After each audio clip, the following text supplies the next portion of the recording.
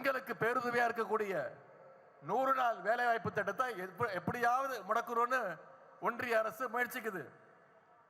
இவ்வளவு நாளா 100 நாள் வேலை திட்டத்துக்கு நிதியை ஒதுக்காம இழுத்தடிச்சாங்க.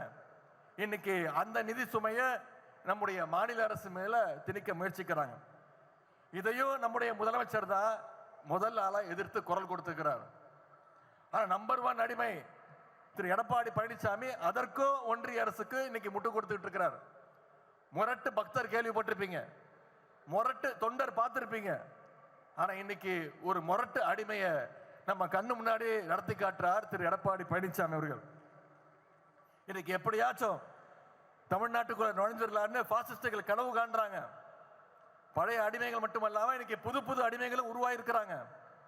அவங்க எத்தனை பேர் வேணாலும் கிளம்பி வரட்டும். திராவிட முன்னேற்ற கழகத்தை நம்முடைய தமிழ்நாட்டை அவங்களால தொட்டு கூட பார்க்க முடியாது.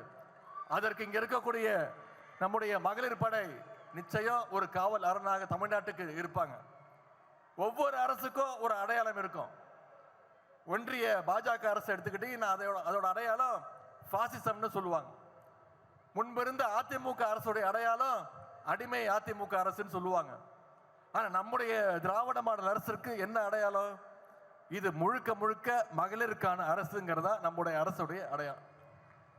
இந்த அரசு அமைய காரணமாக இருந்தது இங்க வந்திருக்கக்கூடிய மகளிர் நீங்க தான். இன்னைக்கு இந்த அரசை கொண்டாடி கொண்டிருக்கிறதும் இங்க வந்திருக்கக்கூடிய மகளிர் நீங்க தான். ஆகவே நம்ம அரசுடைய சாதனைகளை, திட்டங்களை, கொள்கைகளை நீங்க மகளிர் மக்கள்கிட்ட எடுத்து கொண்டு போய் சேர்க்கணும்.